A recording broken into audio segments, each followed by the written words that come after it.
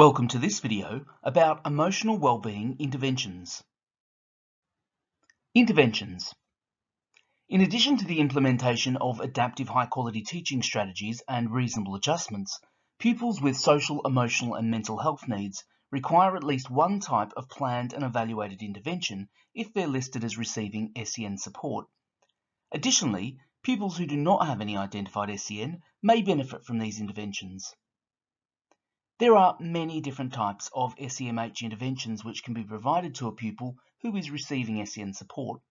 Some of the most common interventions include regular sessions with a peer mentor under the appropriate supervision of an adult, a teaching assistant or higher level teaching assistant who might be known as a mentor, a trained emotional literacy support assistant.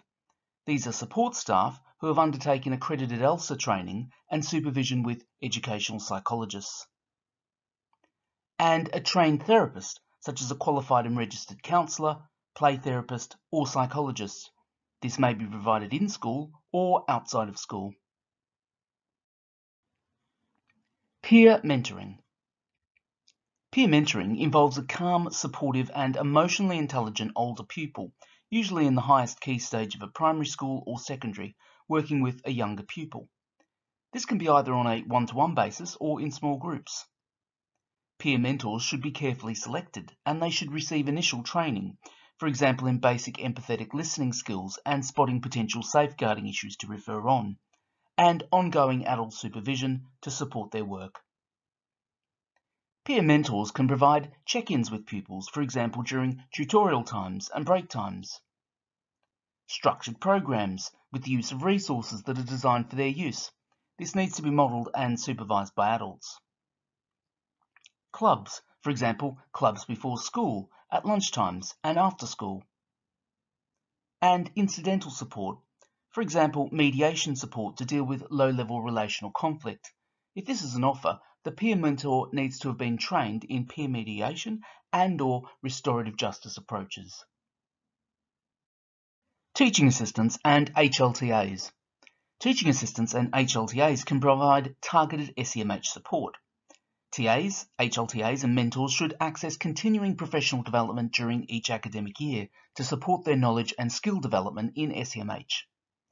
Examples include training in specific areas of SEMH such as ADHD, anxiety and EBSA, trauma-informed practice, zones of regulation, and emotion coaching approaches.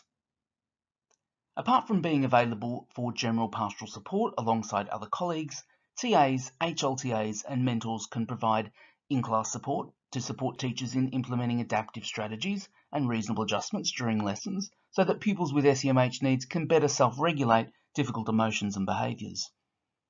And they can also provide interventions that they're familiar with, employing a set framework and/or a resourced program with individuals and small groups. This includes, for example, basic ready-made programs that aim to teach a pupil how to recognise different feelings and manage their self-esteem, worries, stress, anger, conflict, bullying, and social skills. ELSAs. ELSAs are support staff who have been trained and supervised by educational psychologists with enhanced evidence-based knowledge of emotional literacy, resilience, self-esteem, emotional regulation, social skills, bereavement and loss. They know how to hold therapeutic conversations, use cognitive behavioural and creative approaches, and apply techniques such as mindfulness, grounding, breathing and relaxation exercises. Every school should ideally have at least one ELSA on staff. Based in a dedicated space, ELSAs organise, plan, facilitate and evaluate intervention sessions within time-limited programs, usually 6 to 12 weeks, to support the emotional development of pupils with SEMH difficulties, working to set targets. Their role should be distinct from managing incidental behaviour and the work of professionals who provide therapies.